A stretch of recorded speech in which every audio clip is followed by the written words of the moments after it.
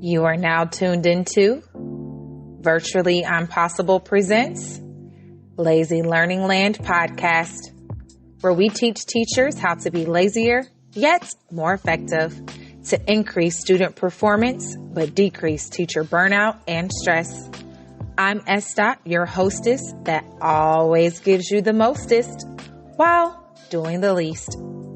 Today's episode is sponsored by Risky Rewards on TikTok. That's RISQUE Rewards. This creator is dedicated to motivating women to get mentally and physically fit so they can improve their body and bedroom confidence, as well as performance. Go follow Risky Rewards on TikTok. I promise you won't be disappointed. Now, for today's episode. All right. Hey, everyone. Welcome back to another episode of Lazy Learning Land podcast.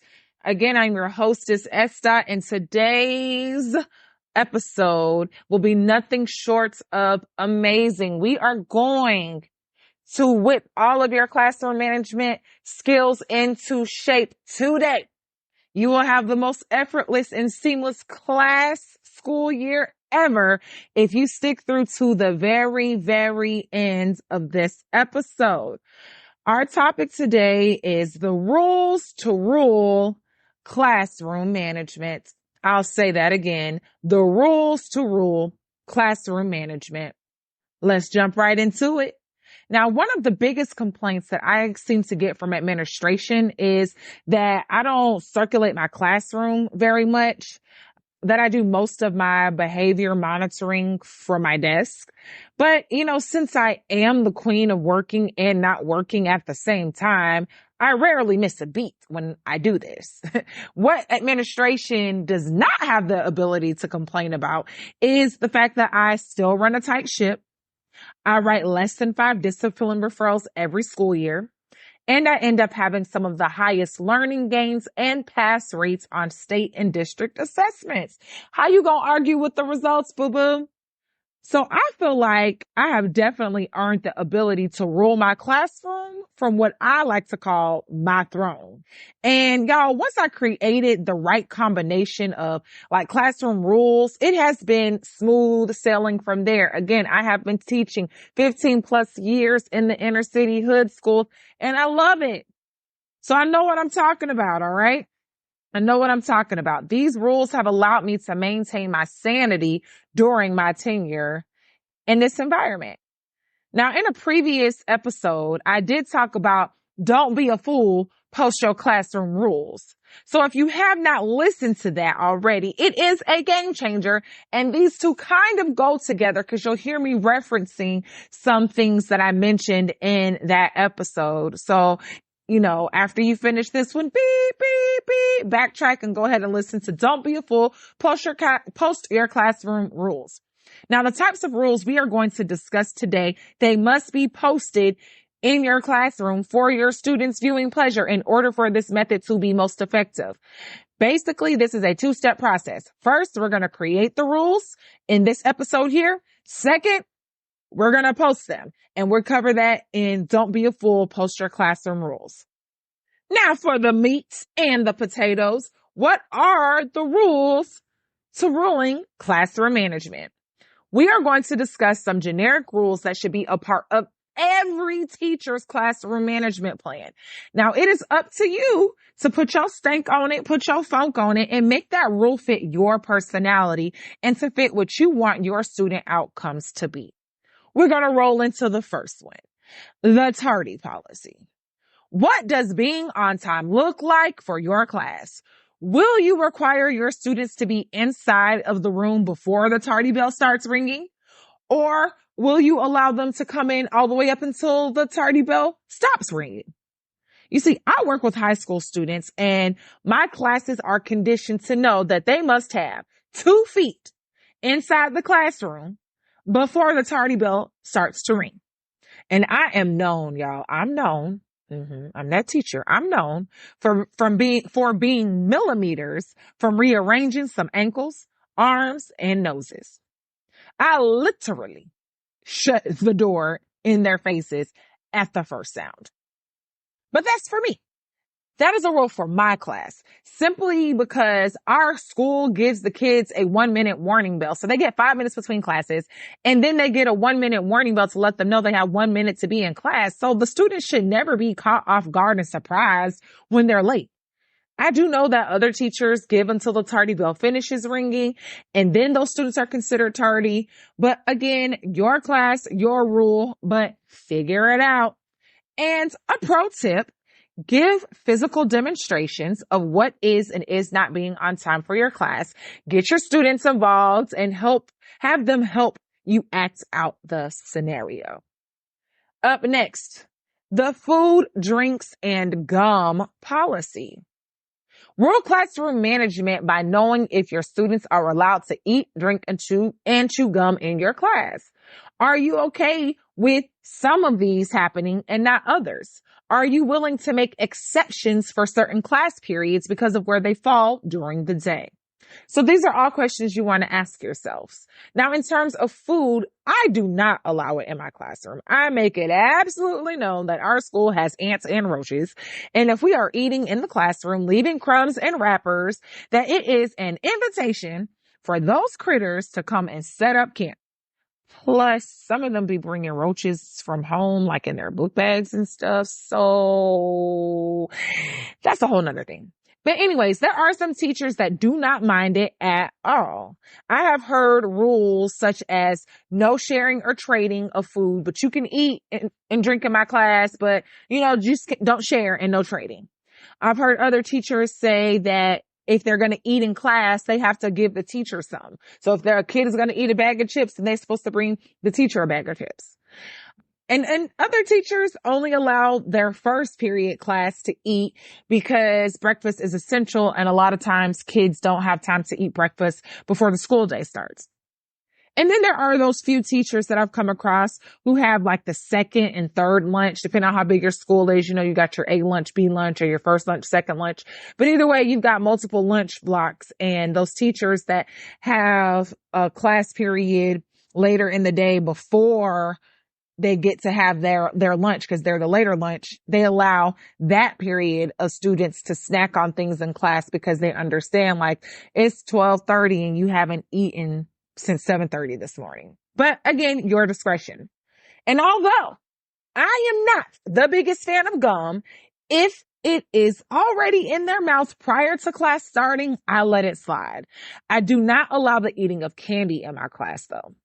I treat candy pretty much the same way that I treat food. And if I start to see gum on the floor or on chairs or being stuck under the desk, then gum becomes a complete no-go all the way across the board. And I am a track and field and cross country coach, and I understand the importance of people staying hydrated, whether they're an athlete or not.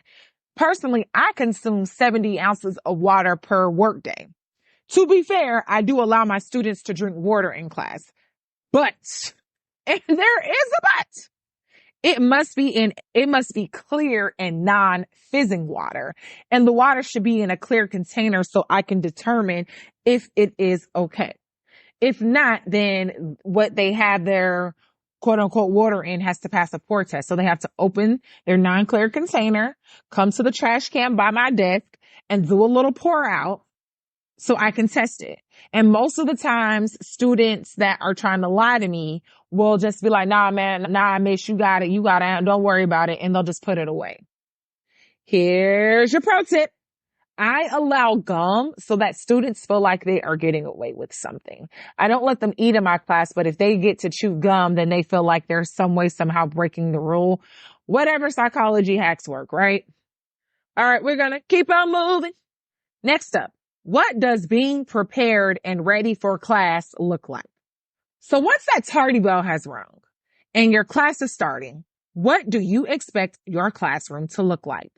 What are your students expected to have out on their desk? And what are they expected to be doing? So you want to keep that in mind when you are painting the picture of what does being prepared and ready for class look like. I rule classroom management by requiring my students to have all their materials out before the tardy bell rings. That includes something to write on and something to write with. I teach math. Every day you need something to write on and something to write with, along with any other specified materials mentioned in their bell work instructions. All right. Now, once that tardy bell rings, they should already be seated. They should no longer be walking around trying to sharpen a pencil or borrow pencils. By this point, my students should have already taken out their notebooks or borrowed paper from a neighbor. And if by chance that tardy bell rings and they are still missing some materials, I rule classroom management by enforcing the use of universal sign language. Yes, sir. You still responsible for getting those materials that you don't have, but you sure enough can't talk. Because the first 5 minutes of my class period is silent, baby. So they are forced to use nonverbal gestures to ask for something to write on or for something to write with. It's universal because there's only so many ways to ask for paper with sign language and only so many ways to ask for something to write with using hand gestures. Pro tip, make the consequence of irresponsibility awkward in order to help minimize the undesired behavior. All right. Up next, rule your classroom management by determining how your students will get permission to speak or get out of their seat. Now for this one, how do you expect your students to get your attention when they have a question, when they have a comment, or when they have a concern? What is the procedure when they want to get out of their seat to either come to you and ask you a question, if they want to get up and go throw something away, or they want to go get something from a neighboring classmate? Now, as for me and mine, they must raise a quiet hand, wait to be acknowledged, then they can speak or ask for permission to get out of their seat. And when I say a quiet hand, baby, that is exactly what I mean. I am gifted with the ability to look students in the eyes while they're talking to me and ignore the crap out of them. Now you may ask, why is you so petty? Like, why are you ignoring somebody's child? And I'm going to put it real plain and simple for you. They did not raise a quiet hand and wait to be acknowledged. I even ignore the kids that raise their hand. They throw their hand up and they blurt, "Hey, Miss Garner! Hey, Miss..." No, honey, just because your hand up don't mean I did not acknowledge your quiet hand yet. So you don't have permission to speak. Therefore, I'm looking at you with this look on my face like, what is you really doing right now? And if one of their classmates does not redirect them, all I got to do is point to it and say rule number 4. And if they get out of their seat without permission, I ask them to sit down and try again. So I've got it set up where my redirection is very minimal, but they know how to fix it. Ooh, why am I so tough on this, you might be asking? Well, I am a stickler about students being up and roaming around my classroom. I really am. As stated, I have taught all 15 years in the rough parts of town. And there has been an instance where one of my students very early on in my teaching career got up without permission, walked across the room and punched another student in the face. Now, this was some neighborhood beef that kind of spilled over into school. Nothing that actually bubbled up inside of my classroom. The boy just got up and walked across the room and stuck him. Huh? I mean, no warning, no conversation, no yelling across the room about it. Hence, this is why I'm a stickler about it in my latter days, because if you're up and moving, I need to know why you're moving and where you're going. So if you deviate from that general geographic area of the classroom, then I know something's up one way or another. Now, rule classroom management by being as stern or as flexible as you want with this one. It really and truly depends on what you can and cannot tolerate. But due to my ADD, some people say I got ADHD, but I'm not claiming the extra letter. It does not serve me well to have students blurting out at me. If I'm talking, giving instructions, if I'm in the middle of a task or helping a student, it really throws off my train of thought to have a kid just blurt out and yell at me. By having this rule in place, I give myself permission to block out those that are out of compliance. This way, my attention does not get unnecessarily diverted because I've already programmed myself to know I don't have to listen to that. And I keep it moving. Pro tip, stay the course with this one, okay? Do not make exceptions. Do not entertain kids when they don't follow whatever your policy is, or your students will constantly test the boundaries of this particular rule. Okay, next up, we got the restroom policy. Will you give unlimited passes? Will you limit passes? If you're going to limit passes, how many is the limit? When are they going to start over? What is the procedure for alerting you that they need to use the restroom? What will you use as a pass to allow them out of the classroom? Will you require them to sign out before they leave? Sign back in when they come back? Okay, so I know I am going to get some dirty looks and some not so nice comments left on the bottom of this episode because I only allow my students to get two, count them, 1, 2, 4-minute restroom passes each quarter. So each 9 weeks, each marking period, they get 2, count them, 1, 2 restroom passes. They do not get rollover passes. There are no borrowing passes or lending passes. And there are some teachers that give 3 passes and my students are like, Miss such and such, give us 3. Okay, well, I'm not Miss such and such. You get 2. And I do know some teachers that do unlimited. Again, it's up to you. But if you really want to rule classroom management, I have another must listen to post dedicated to the importance of placing a limit on restroom passes. It's called, I Gotta Pee in Your Class Daily. It's called, I Gotta Pee in Your Class Daily. Also, students who ask to get water, I let them know you are using a restroom pass if you go get water. Now, here is my logic behind this, all right? First of all, I allow my students to bring water with them into class. So your need to go to the water fountain could be eliminated if you brought your own. Secondly, the way our school is set up, the water fountains are right by the restroom. If I allow a kid to go get water, guess what else is probably going to happen? They're going to slide into the restroom, and now they've used the water fountain as a freebie to get an extra restroom pass. See, sometimes you got to think like a criminal so you can catch the criminal. You got me? Not to mention, students will start to use the water fountain as I get out of class free card. So for my people in the back with their nose turned up at me, over here thinking, huffing and puffing and turning all red in the face, because you're asking yourself, well, what if it's an emergency? Because kids love to throw that around. Well, I asked them, was it an emergency when you spent your 5 minutes between classes talking to your friends or walking bae to class first? I do not give permission for my students to go to the restroom if they have used their passes.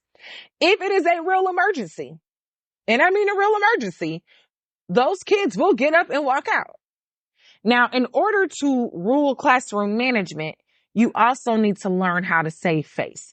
Now, obviously, if a kid had to use the restroom that bad that they got up and walked out of class, risking disciplinary action, they clearly had to go to the bathroom, right? But at the same time, I got 28 other students looking to see how I handle the situation when that kid walked out of the classroom. So when that child returns, I send them to a neighboring teacher, usually accompanied by a comment similar to, and I make sure I say it so the rest of the class can hear me. I say it like this. At this point, the situation will be handled between you and your administrative dean. So you can go next door to Miss such and such's class. I'll bring you your stuff and you can handle it with your dean whenever they call you about it. Am I really that cold? Am I really that heartless? Do I actually write that kid up? No, I don't. Not the first time. But I do have to make it look like I did not just let them get away with it. So that's what I mean by saving face. You got to save face. Otherwise, you just gonna have kids trying your gangster and just walking out of your class whenever they gotta use the restroom or whatever they claim it's an emergency. The kid does not get away with a clean slate, though. I do make a point to pull them aside the next time they come to my class, and we discuss a better way to handle the situation, including using their time between classes more wisely. And I do let them know that if they try my gangster again and walk out like that, then the consequences will be very real. Very real. I do want to put this disclaimer out there. An exception is made for my young ladies who are on their monthly cycle. You have to use teacher discretion. You can tell when someone is using and abusing the "I'm on my period" and when it is actually genuine. Pro tip: put a policy in place where students cannot interrupt you regarding the restroom while you are giving direct instruction or addressing the entire class.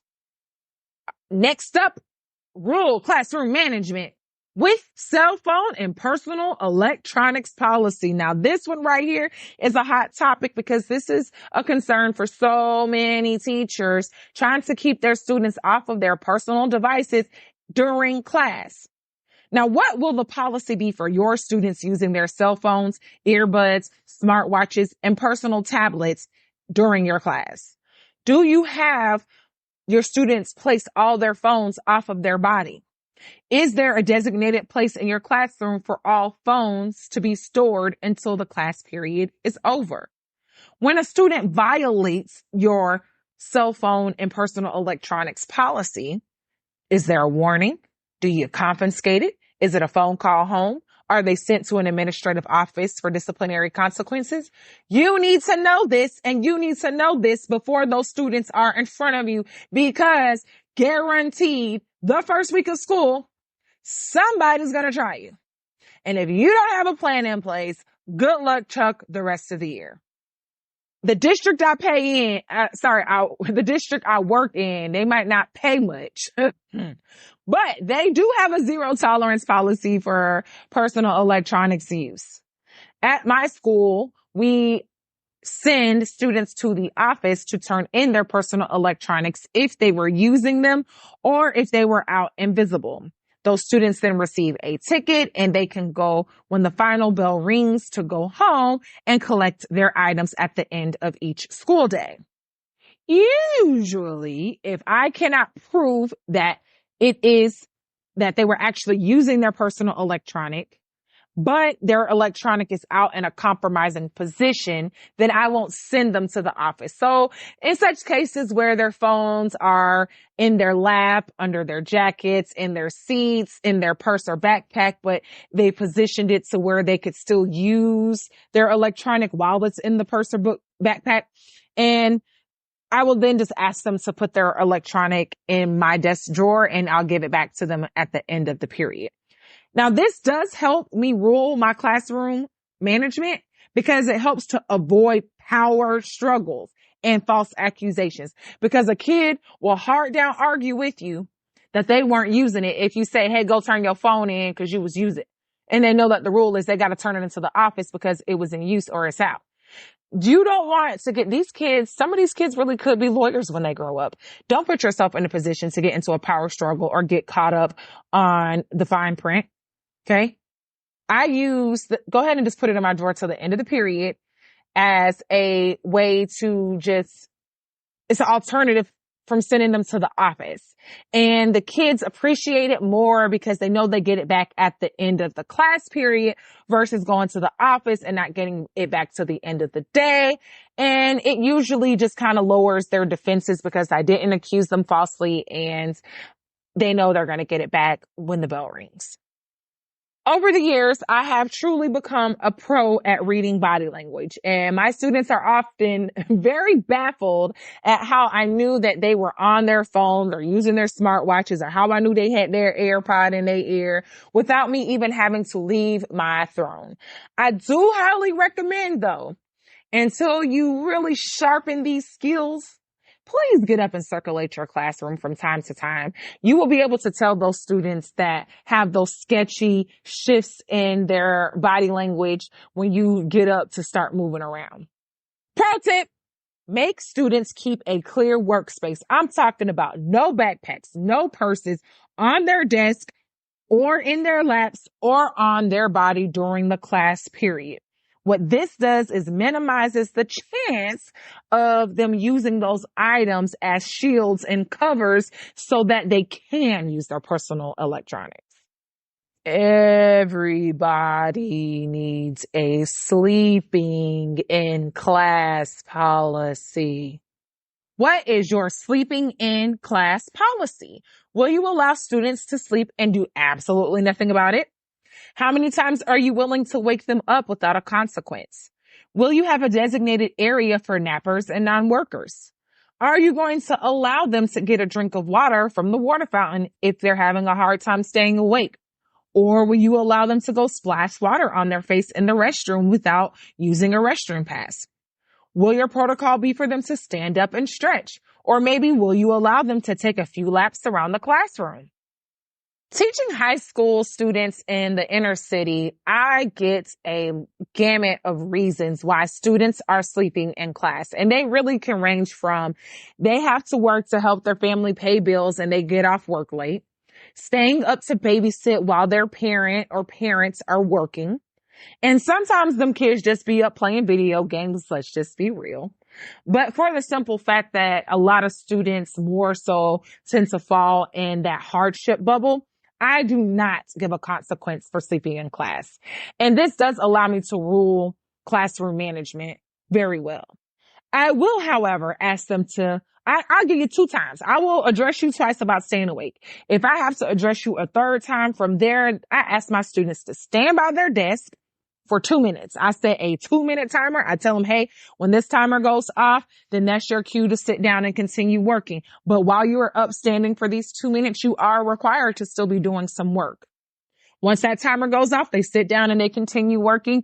And for me, I just use it as a tactic to help get the blood flowing through their entire body. Sometimes when you're sitting down, the blood it just isn't reaching everywhere and they just need a chance to kind of allow the blood to get everywhere. And occasionally you're going to run into those kids that really don't care and they just want to sleep. You're going to run into those kids that have their head down because they don't feel good. And for that reason, I have a designated section in the back of my room where students who are not feeling well or students who just can't seem to stay up, don't want to try to stay up, or they just flat out say, I'm not going to stay up. They are able to go to this area and I will not disturb them. But pro tip, do your best to separate the non-workers from the workers by using physical distance. So that's why I have a designated area where they can go and be a bum, but they cannot sit amongst the rest of the working population because that can be contagious. What about dismissal time? When you're really about to say, bye, Felicia, to your students. When the bell rings, can your students just get up and walk out all willy-nilly? Do you want them to remain seated until you physically dismiss them? Are they allowed to line up at the door prior to the bell? When should they start packing up their belongings for transition? You should have an answer for all of these. And for my students, they are to remain seated until I dismiss them. So that I can rule classroom management, I inform them that the bell is simply an indicator that it is time to transition. However, I am the one that releases you to get up and transition out of my class. This prevents my students from running out of the classroom screaming in the middle of my last minute announcements because I done forgot to say what I needed to say. And now I done got caught by the bell. Now they have to sit there and be tortured for another 20 seconds while I finish what I have to say, right? Pro tip. Set a timer on your phone to go off 3 minutes before the bell is supposed to ring. This allows you to get to a stopping point and also allows your students to pack up and gives you that special time to do any last minute announcements. Policy for talking. What parts of your class period are silent? Or are there certain assignments that are supposed to be silent all the time? Are they only allowed to discuss the assignment at hand, Or will you allow your students to talk about whatever they want as long as they are actually working? Do you have a noise ordinance that they must comply with? And how will you monitor and address the noise level when it gets too high? For this one, the rule to rule classroom management in my class is to stay on task and talk on topic only. For me, this is like all encompassing. Like, you should always be working on what I've assigned to you. If it is a collaborative assignment, then my students are only allowed to talk about the assignment itself. That's the on topic piece. In the first 5 minutes of every class period for me, my bell work time is always silent. Depending on the subject area, some teachers do not mind their students talking about whatever they want as long as they are being productive on their work. And that's fine. But for me and mine, because I teach math, usually off-topic conversations and productive problem-solving skills are not happening simultaneously in their brains, which is why I only say talk on topic and be on task and talk on topic only. Pro tip: play background music and instruct your class to keep the overall noise level below the music. When your class level gets louder than the music, simply say, "Hey, y'all are louder than my music," and voila, your students will know exactly how much they need to adjust. Problem solved. RESPECT. What is that policy on respect? What are your expectations for peer-to-peer respect, student to adult respect, meaning your students to you, your students to administrators, your students to visiting adults, your students to substitutes? And what are your expectations for your students on respecting themselves? Oh, give me snaps. Give me snaps, because respecting yourself is a rule in my class as well. In my realm, I always tell my students that I lead with respect. Since I give respect first, I expect respect back in return. And if you are going to act a plumb fool, do it in front of my face so I can handle it, so I can deal with it. Do not wait until I have visitors in here. Do not wait until I have a substitute to act like you don't have no sense. Because at that point, you really gonna piss me off, because I know in that case, you are making poor choices and I will handle it accordingly. Because if you can act like you got some sense when I'm here, you can also act like you got some sense when I'm not here. Pro tip: become the big bad wolf in your classroom so there is no room for bullies. And I gave that pro tip before I finished up this section because you want to rule classroom management by not allowing bullying, no name calling or teasing. I make it absolutely known that I do not tolerate any type of put down talk in my classroom. They cannot say things like stupid, dumb, retarded, slow, etc. I let them know if they want someone to bully, you want somebody to bully? Okay, come try me. Good luck with that though. Really good luck with that. So the pro tip: you become the big bad wolf of your classroom so there is no room for bullies. Ooh, if you made it this far, you made it to the end. We are on the last rule to rule classroom management, and that is a growth mindset policy. What is your policy on attempting the work you assign? What is your policy on negative self-talk or negative talk in general? The policy when your students are hit with obstacles. What do you expect them to think, say, and do? My rules on this are as follows. Attempt all problems assigned. I teach math, and this just covers, again, the gamut for me. It covers everything from bell work to classwork to homework to quizzes and tests. I cannot teach my students without knowing what's going on in their brain. So making participation mandatory, no matter how good their answer is, no matter how bad their answer is, no matter how ugly the process for them getting there was, still they're required to participate. Now, next, I tell them to make a way, not an excuse. Because again, I tell you, I work in the hood. I work in the inner city. So life be lifing with these kids. Like some of these kids are going through stuff that some of us as adults haven't even experienced yet. But I tell them you can always find a million reasons why not to do something. Find some reasons why you should. Why should you be determined? Why should you persevere? Life is going to keep lifing, so find a way to work with the cards you are given and get her done, pal.